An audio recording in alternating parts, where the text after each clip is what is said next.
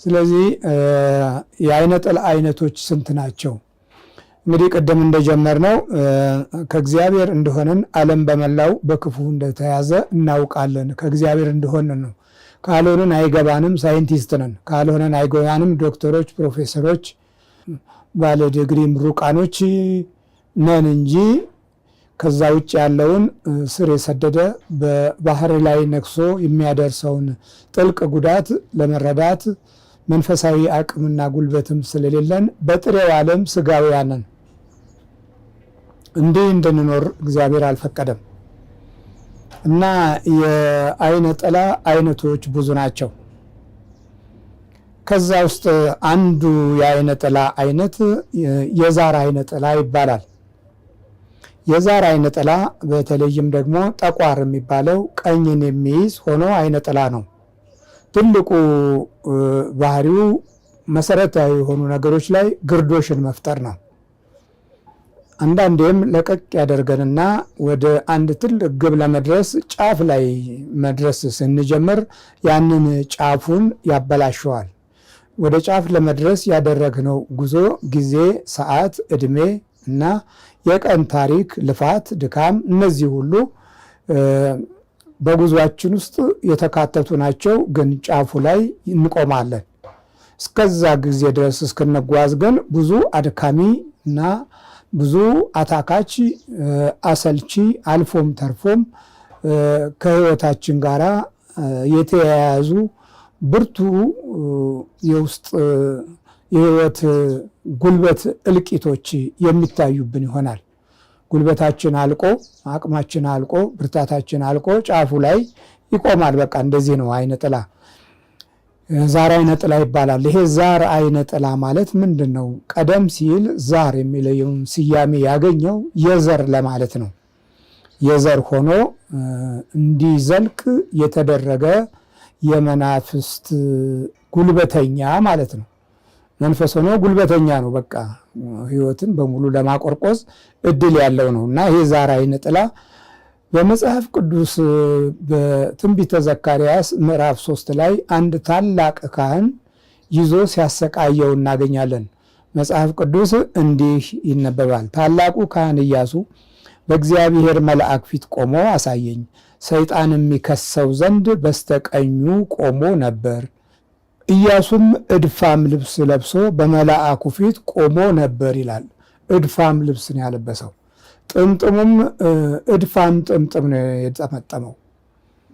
በአገልግሎቱ የለበሰው ልብስ ያደፈ ነው። ሁኔታዎች ሁሉ አልተመቹትም። ኑሮው ተበላሽቶበታል። እድሉ መክኗል። አስተሳሰቡ ደክሟል። አቅምና ጉልበቱ ዝሏል። ግን ለምን ይሄ የሆነው? በቀኙ ቆሞ ነበር ይላል። ይሄ ቀኝ የሚይዝ ጠቋር ነው።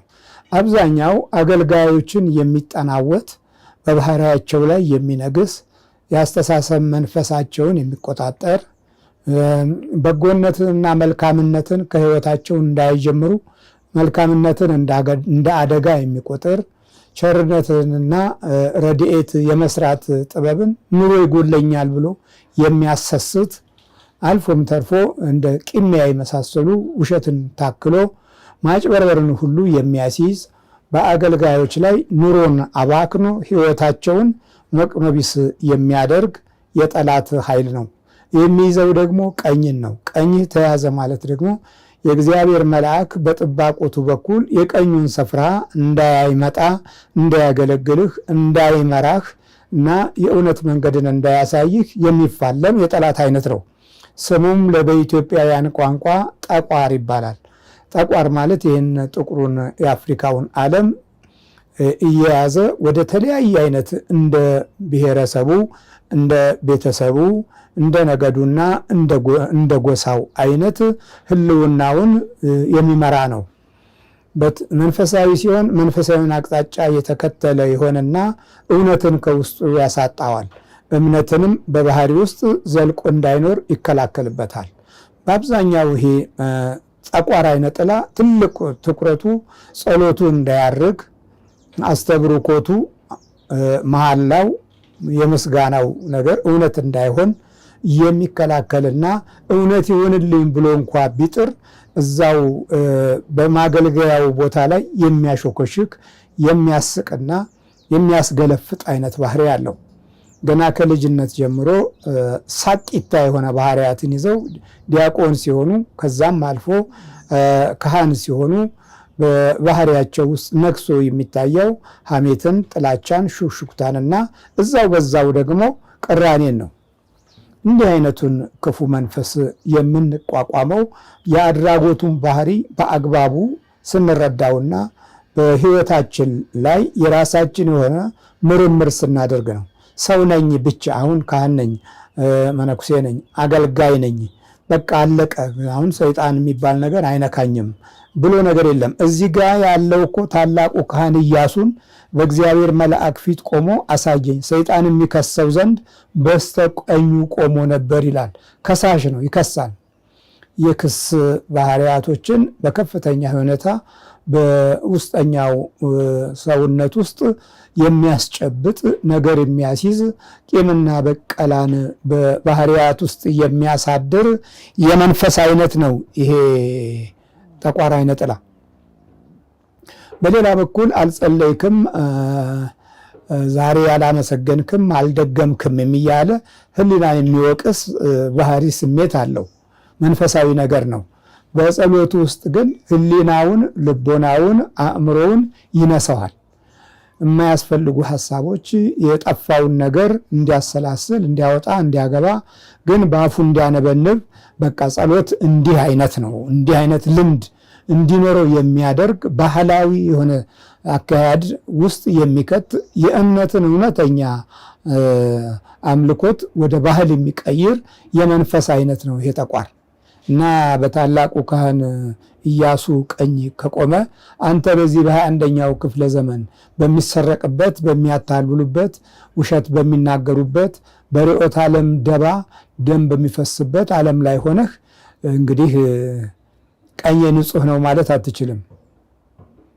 ቀኝህ ተይዟል። ቀኝህ በመያዙ ነው ቀኝ አውለኝ የሚለውን የአባቶቻችን ቅን የመንፈስ ጸሎት ለመያዝም ለመጸለይም ወደ እግዚአብሔር ለማመልከትም ጊዜ ስለሌለህ በበጎነት ውስጥ እንድትሄድ በበጎ በቀኝ አውለኝ፣ በጎ እየሰራሁ እውነትን እየተናገርኩ እውነትን እየገለጽኩ ለሌሎች አርአያ የሚሆን ተግባር በባህሬ ውስጥ ፈጣሪ አምላክ ሆይ ከኔ ጋር በማድረግ ጉዞዬን አቅና ብለን አልጸለይንም። አቅና ተከተለን አላልንም። ቀኛችን ላይ ነው። ብዙዎቹ አሁን አባቶቻችን ቀኛቸውን በመስቀል ሲደበድቡ ይውላሉ። ትከሻቸውን ይከብዳቸዋል፣ ቀኛቸውን ይወጋቸዋል። ከቀኝ ጎን በኩል የሆነ ትልቅ ሕመም ያሳድራል። አለበለዚያ ደግሞ ቀኝህን ይደብተዋል፣ ይጫጫነዋል። አንዳንድ ጊዜ ቀኛችንን ሰበር ያደርገዋል። ይሄ ማለት በቀኝ የሚቆም በቀኝ ላይ የሚቀመጥ በቀኝ ላይ የሚያርፍ ዛር አይነ ጥላ የዘር አይነ ጥላ ሆኖ ስሙም ጠቋር ነው። መንፈሳዊ ልምድ ያለው ነው። በመልአክ ፊት መቆም የሚችል ነው። በመልአኩ ፊት ቆሞ ነበር ነው የሚለው እኮ። ለዛውም እድፋም ልብስ አልብሶት ንጽህና ጎሎት የንጽህና ልብስ አጥቶ የንጽህና አገልግሎት አጥቶ ባደፈ ልብስ በቤተ እግዚአብሔር የሚመላለስ እንዲህ አይነት ነው። አየህ፣ ቀኝህ ሲያዝ ልብስ ማደፉን እንኳ አታውቀውም። ውስጥህ ማደፉን አታውቀውም። የሕይወት ልብስህን፣ የነፍስ ልብስህን፣ የስጋ ልብስህን፣ የመንፈስ ቅዱስ ሞገስህ ማደፉን አታውቀውም። በመጀመሪያው ደረጃ ሞገስ ሲኖርህ እንዲህ አይነቶችን እንድታይ ነበር ሞገስ የሚጠቅመው። በሞገስ ምትክ ጠቋሩ ግርማ ሞገስ ሆኗል። ዛር አይነ ጥላ ይባላል። ይሄ ጠቋር ዛር አይነ ጥላ። እንዲህ አይነቱን ክቡር ዳዊትም እንዲህ ብሎ ይጸልያል። በ109 ላይ መዝሙር 109 ቁጥር 6 ላይ ሰይጣንም ይከሰው ዘንድ በስተቀኙ ቆሞ ነበር ይላል። ሰይጣን የሚከሰው ዘንድ በስተቀኙ ቆሞ ነበር። በዕብራይስጥ ሀብኬድ አላቭ ራሻ በሰይጣን የአሞድ አል የሚኖ ይላል። ለድገመው። በእስራኤል ያሉ ክርስቲያኖቻችን ከኛው ጋር ሰፊ የትምህርት ጊዜ ስላላቸው በተማሩት የዕብራይስጥን ቋንቋ እናገራለሁ። አብኬድ አላብ ራሻ ወሰይጣን ያዕሞድ አል የሚኖ በቀኙ በኩል ሰይጣን ይቁም ይላል። ሰይጣን ይከሰው ዘንድ በስተቀኙ ቆሞ ነበር ካለው ሌላ ይሄኛው ደግሞ እንደዚሁ ነው። በላዩ ኃጢአተኛን ሹም ሰይጣንም በቀኙ ይቁም በሚል ቃል ይናገራል። መዝሙር 109 ቁጥር 6 ላይ በላዩ ኃጢአተኛን ሹም። የሚገርም ነው።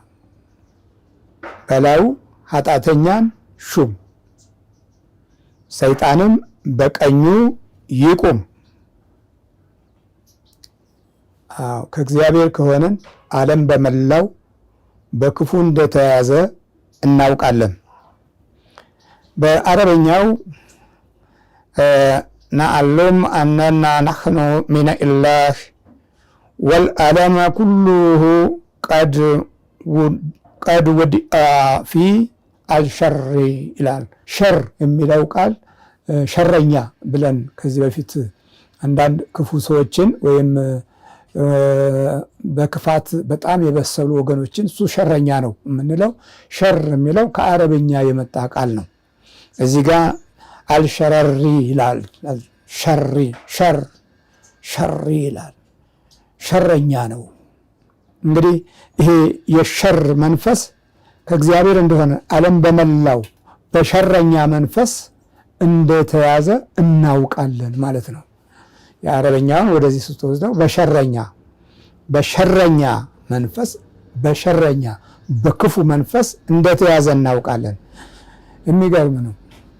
በላዩ ኃጢአተኛን ሹም ሰይጣንም በቀኙ ይቁም ይላል። የተረገመ ትውልድ በክፋት የበረታ ለአምልኮት የማይመች ፈሪሃ እግዚአብሔር የጎደለው አምላክን የማይፈራ በመጥፎ ሐሳብ የሚሄድና በመጥፎ ጎዳና ውስጥ ምርጫው የሚያደርግ ለሌሎች ምቀኝነትንና ክፉ ተንኮልን ከክፉ ንግግር ጋር መግለጽ የሚችል አይነት ሰው ክቡር ዳዊት እንዲህ ይለዋል፣ በላዩ ኃጢአተኛን ሹም ሰይጣንም በቀኙ ይቁም። ለምን? ኃጢአተኛ ከተሾመ እድሉን ይሰብረዋል፣ ሕይወቱን ያጠፈዋል፣ ኑሮውን ያበላሻል፣ ዘመኑን ያከስራል፣ ቤቱን ያወድማል፣ ያራቁተዋል፣ ያሳድደዋል፣ ይገለዋል። ስለዚህ ምን ብንሆን በላዩ ኃጢአተኛን ሹም አለ። ሰይጣንም በቀኙ ይቁም። የተረገመ ትውልድ መገለጫው እንዲህ ነው። እንግዲያው ታዲያኛ በ60ዎቹ ዘመን በማርክሲስት ሌኒኒስት ተመርተን በነበረበት ወቅት የተሾሙብን የሰዎች አይነት ምን አይነት ነው ብለን ስንፈልግ የሚነጥቁን፣ የሚቀሙን፣ የሚያሳድዱን፣ የሚያስሩን፣ የሚገሉን፣ የሚገርፉን፣ እጅና እግር አስረው ወደ ውጪ የሚጥሉን፣ የሚያቆስሉን፣ ቁልቁል ዘቅዝቀው የሚገርፉን፣ ውሃ ውስጥ ነክረው የሚቀጠቅጡን አልነበሩምን? አብዮት ያፈራቸው የማርክሲስት ምሁራኖች እንዲህ አይነት ትውልድ አላሰለጡንም? አላሰለጠኑም። የሚያስርቡን፣ መርዝ የሚሰጡን፣ በመርዝ የሚገሉን አላሰለጡንም? ልዩ ልዩ የእስር ግፍ የሚፈጽሙብን፣ እግር ተወርች አስረው ቁልቁል ዘቅዝቀው የሚገርፉን አልነበረም? በላዩ ኃጢአተኛን ሹም ሰይጣንም በቀኙ ይቁም። ይህ ቀኝህ ሲያዝ ቀኝህ ክፉን ይሰራል፣ ቀኝህ እርግማንን ይሰራል፣ ቀኝህ ደምን ያፈሳል፣ ቀኝህ ውድቀትን ይጠራል፣ ቀኝህ ሞትን ያበዛል፣ ቀኝህ ያሳድዳል፣ ቀኝህ ሽማግሌዎችን አባቶችን ያዋርዳል፣ ቀኝህ አደገኛ ይሆናል። እንዲህ ባለ ሁኔታ ውስጥ አድገህ ጎልብተህ ሽማግሌ ስትሆን ደግሞ በላዩ ኃጢአተኛን ሹም ሰይጣንም በቀኙ ይቁም የተባለው እርግማን በአንተ ይደርሳል ማለት ነው። ስለዚህ ይሄ ጠቋር ቀኝ የሚይዝ ነው። ዳዊትም ቀኙ በተያዘበት ጊዜ ከ70 ሺህ በላይ ሕዝብ ሞቷል።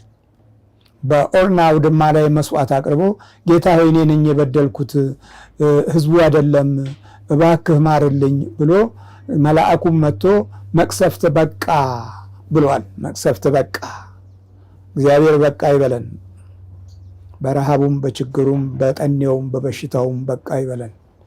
በስደቱም በረከት በማጣቱም በውድቀቱም በመነካከሱም በመበላላቱም በቃ ይበለን። በመለያየቱም በዘር ተበታትነን በመፋጀቱም በጥላቻ በመተያየቱም በቃ ይበለን። አሁን እኮ እርስ በርሳችን ስንተያይ ራሱ የጥላቻ ፊትና ግንባር ነው የሚተያይብን።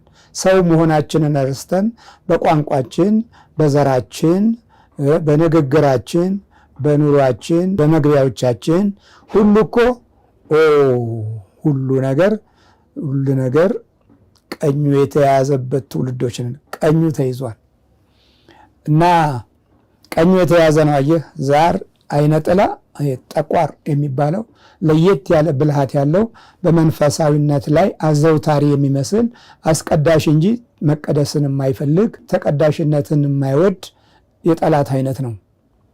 መቀደስን የማያፈቅር የማይወድ የማይፈልግ በአምልኮት መንፈሳዊ ኃይል መዋጀትን የማይወድ የመናፍስት አይነት ነው።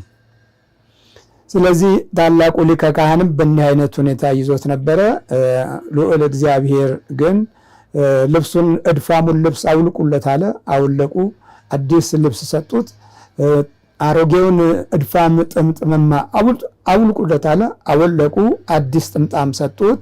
ከዛ በኋላ እግዚአብሔር በሰባት አይን የዕንቁ ድንጋዮች አይነት ብርሃን ጎበኘውና ከዚህ በኋላ ትውልድህ የተባረከ የምትናገረውም የተቀደሰ ይሆናል አለውና ታላቁ ሊቀ ካህን ቀደሰው። ታላቅነቱ እንዳለ ነው ቀኙን የያዘው። እዚህ ላይ እኮ ታላቁ ካህን ኢያሱ ይላል መጽሐፍ ቅዱስ፣ አክብሮ ነው የሚናገረው። ታላቁነቱ እንዳለ ቀኙ ተይዟል። ብጽዕናችን እንዳለ፣ ካህነታችን እንዳለ፣ ምንኩስናችን እንዳለ ቀኛችን ተይዟል።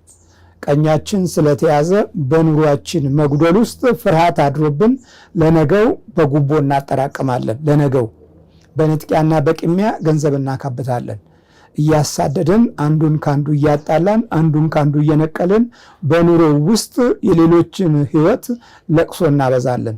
በልጆች ሕይወት ውስጥ በረከት አብሮ እንዳይኖር በስደት በፍርሃት በጭንቀት በችግርና በረሃብ ሳቦት ውስጥ እኔ ያለሁላችሁ የሚል ሰው ባጣ ብቸኝነት ውስጥ ይማራሉ፣ ይወጣሉ፣ ይገባሉ። በመጨረሻ ሁሉም ነገር ያልተሳካላቸውን። ለነዚህ ትውልዶች ላለመሳካት ትልቁ ችግር የአባትነታችን መንፈሳዊ ቦታ መያዝና ስልጣናችን እርግማን ሆነ ማለት ነው እና በላዩ ኃጢአተኛን ሹም ሰይጣንም በቀኙ ይቁም የሚለው እርግማን ወንበራችን ላይ አለ። አይናችንም ይሄን ያያል። ሹመታችንም ከፍታችንም እንደራሴነታችንም ልዕልናችንም ሁሉ ውርደትን እየሳበ ድካማችን ሁሉ ከንቱ ሆኖ ትርፋችን ሞተን መቀበር ነው። ለመሬት ተጨማሪ የመሬት ክብደት መስጠት ነው። በነፍስ ህልውናችን ደግሞ ያው የሚያረካ የእግዚአብሔር ክብር የተገለጠበት ስላልሆነ ውድቀት ገልጸን ፍርሃትን አኑረን የምንሰናበት ነን። እግዚአብሔር ምሕረቱን ያብዛልን። ስለዚህ ይሄ ጠቋር ምንድነው ስራው? ዋናው በዛር አይነ ጥላነቱ ዋናው ምንድነው? ሐሳብን ይይዛል። ሐሳብህን መሻትህን ይቆጣጠራል። ህሊናን ያዘናጋል። አእምሮን ያደነዝዛል። በሙታን እንጀራ መቆርቆዝ እንዲኖር ያደርጋል። የሙታን እንጀራ ማለት ምን ማለት ነው? የሞቱትን ነፍስ ይማር ትላለህ፣ ገብተህ ግን አትጸልይም። ያን እንጀራ በልተሃል። እነዛ የሞቱት በምን አይነት ስራ፣ በምን አይነት ኑሮ፣ በምን አይነት እንጀራ፣ በምን አይነት ሀብት ውስጥ እንደነበሩ አታውቅም። እንጀራቸውን ትበላለህ። መጸለይ ጥሩ ነው ለሰብአዊ ነፍሳቸው ክብር። አባቶቻችን ባቆዩ ስርዓት ውስጥ ጸሎተ ፍትሐት ማድረግ ትልቅ ጸጋ ነው። የሰብአዊነት ክብር መለኪያ ነው። የነፍስ ቅድስና መንፈስ እንዲኖርባት ነፍስም በእግዚአብሔር በቅዱሳን እጅ እንድትኖር ያለ ምኞትን የሚገልጽ ነው። ሆኖም ግን እንጀራውን ስትበላ ጌታ አምላክ ኢየሱስ ክርስቶስ የበላሁትን እንጀራ የክፉዎች አታርግብኝ ማለት ነው። ንስሐ ገብቷል አልገባም ሌላ ጉዳይ ነው። በሟርት የኖረ ነው አልኖረም ሌላ ጉዳይ። ያን እንጀራ ስትበላ ምን ይሆናል ማለት የሙታን እንጀራ ስለበላህ ሕይወትህ ውስጥ ነፍስህ ትሞታለች አብራ። የክፎችን እንጀራ አትብላ የተባለው ነቢይ በልቶ አንበሳ ገሎታል። አህያው ግን ተርፎ ወደ አገሩ ገብቷል። አህያውን መብላት ሲገባው አንበሳው ያንን አትብላ የተባለውን ነቢይ እንጀራቸውን አትብላ ውሃቸውን አጠጣጣ ያለውን ነቢይ በልቶ ጠጥቶ ሞቷል። ዛሬም የብዙዎቹ በሟርተኝነት፣ በክፋት፣ በተንኮል ሰውን በመፍጀት፣ በመግደል፣ በማሳደድ፣ በማሰር፣ በማሰቃየት በስልጣን እርካብ ውስጥ ግብ በመፈጸም የኖሩ ሰዎች ሞታቸው ስለማይቀር ሲሞቱ የእነዚህን እንጀራ በልተህ ዝም ብለህ መተኛት የለብህም። መስገድ፣ መጸለይ፣ ማምለክ አለብህ። ከክፋት እንጀራ አድኔ ማለት ነው።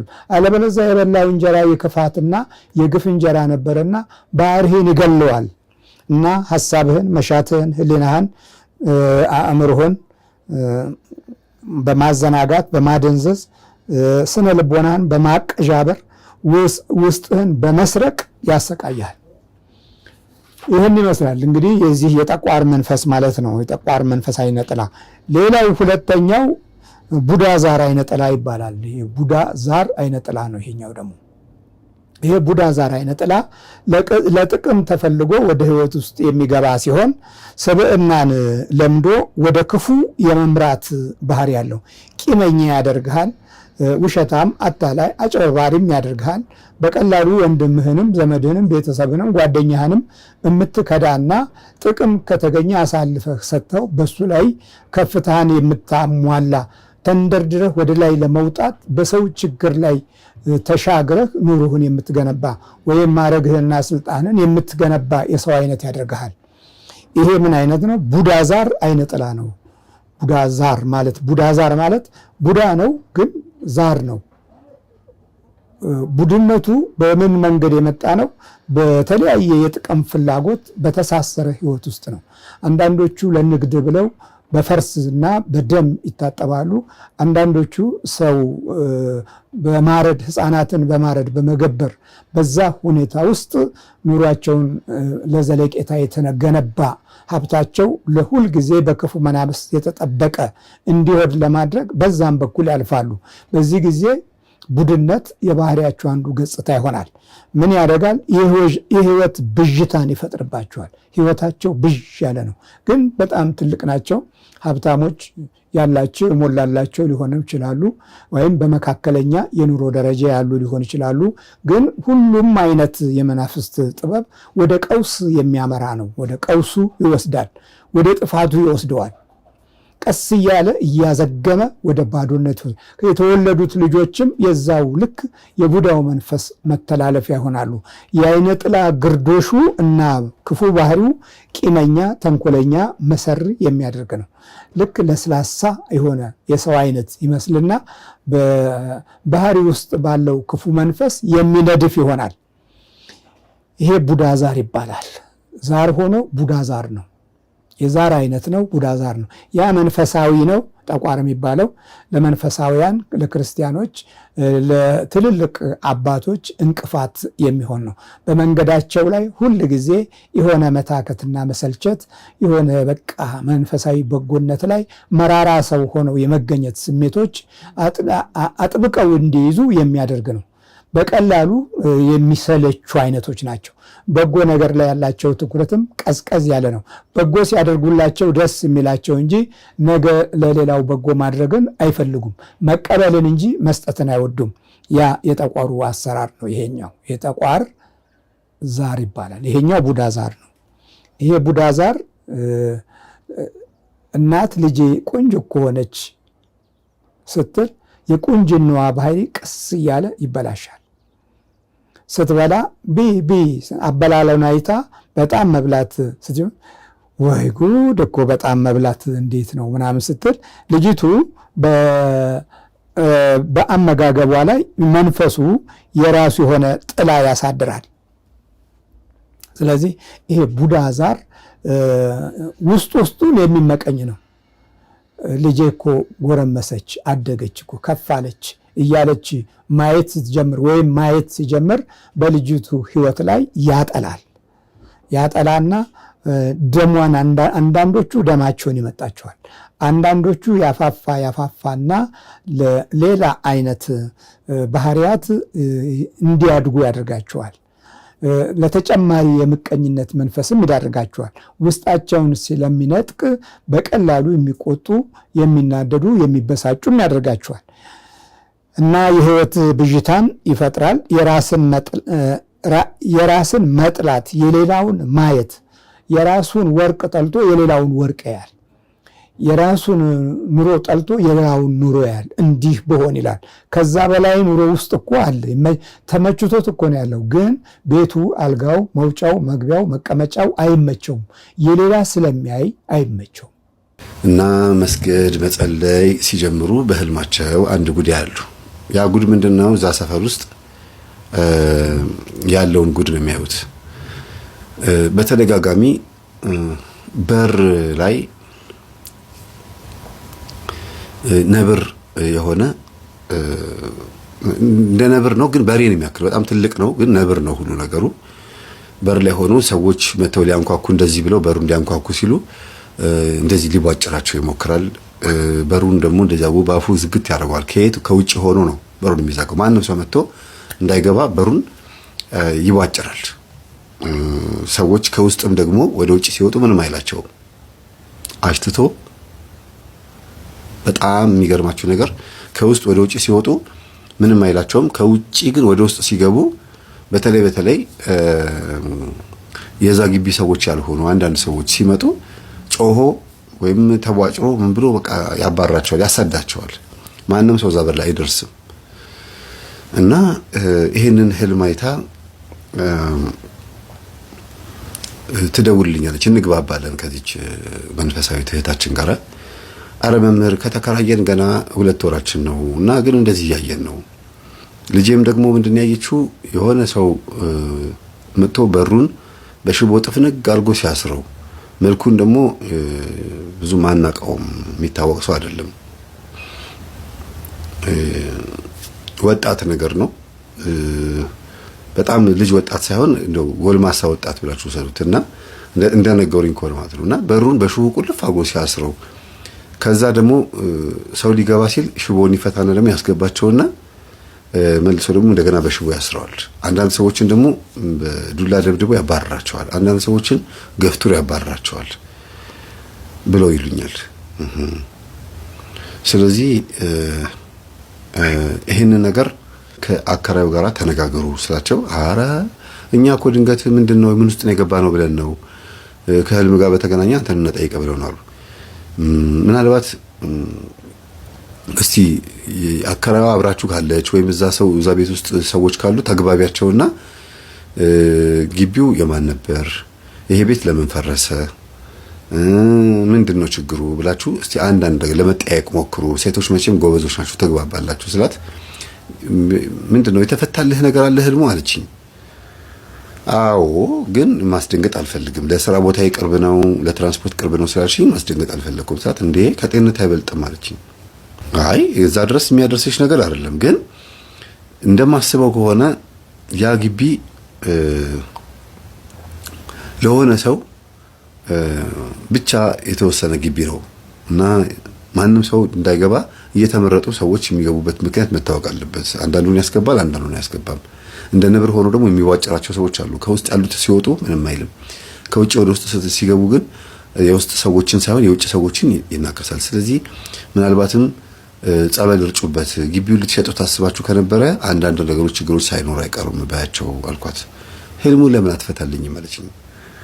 ግድ የለሽም ይሄን ብቻ ባያቸው አልኳት። እሺ አለች። እኔ ህልሙን ከፈታሁት ስለምትደነግጥ ብዬ ነው ሴትዮዋ። ከዛ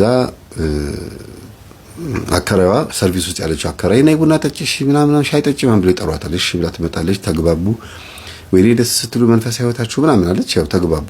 ግን በህልማችን እንደዚህ አየንና መምህር ተስፋዬ የሚባል እንደዚህ በዩቲዩብ ላይ ህልምን እንደዚህ አንዳንድ ጊዜ እንደዚህ ይፈታልና ያየነውን ህልም ስናስፈታው ግቢው ድንገት አልሸጥ ብሏቸው ያስቸግራቸው ነገር ካለ የሆነ የሚከላከል ኃይል አለ ብሎ አለን ብሎ ሲነግሯት አለች ደንግጣ።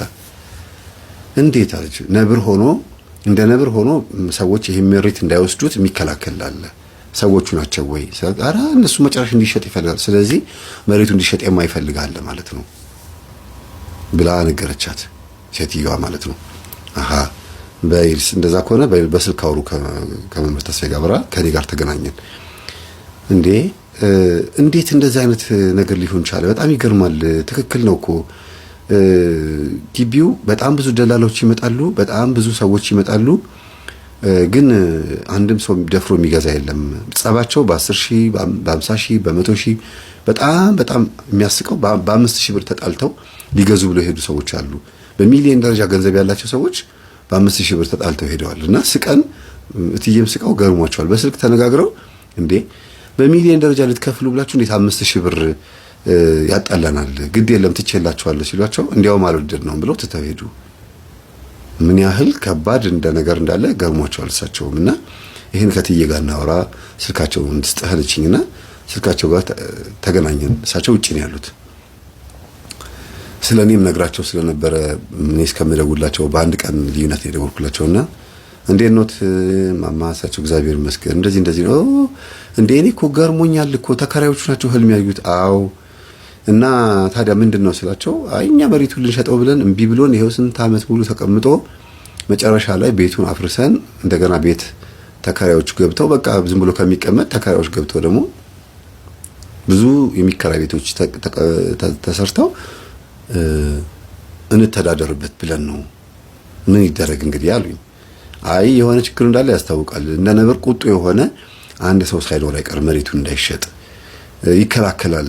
እንዴ አውቀዋለሁ፣ የመጀመሪያው ደላላ ነው አልኳቸው። መጀመሪያ ላይ ቤቱን ሽጥልኝ ብዬ ያመጣሁት ደላላ ነው። መጀመሪያ ጊዜ ያናገርኩት ደላላ ከኔ ውጪ ማንም ሰው ይሄንን ቤት አያሻሽጠውም ትዬ፣ ለኔ ነው መጀመሪያ የነገሩኝ። ማንም ደላላ መጥቶ እቺን ቤት አያሸጣትም፣ በእኔ እጅ ነው የምትሸጠው እያለ ሲዝትብኝ ነበረ። የሚገርም ነው። ራሱን ያያችሁታሉና በሉ እንደዛ ከሆነ ቤቱ እንኳንም ፈረሰ፣ በሉ በርቱ፣ ጠንክሩና ያለውን ነገር እስቲ ደግሞ እንሰማለን አሉ። እሺ ተባለ። የሚገርም ነው። ሴቷ ደላላ አይደለችም ያቺ ሰርቪስ የምትኖረው። ግን ሊገዙ የመጡ ሰዎች ሊገዙ መጥተው አይሆንም አንፈልግም ብሎ ተመልሰው ሄዱ ሰዎች ቤቱን ስለሚያውቁት በድብቅ እየመጡ ያገኟታል። እና አዳም ወዴት ነህ ያልከኝ፣ በፍቅር ድምፅ ፈለከኝ። አልብሰኝ ነጩን ልብስ፣ እወድሃለሁ ኢየሱስ፣ አከብረሃለሁ ክርስቶስ።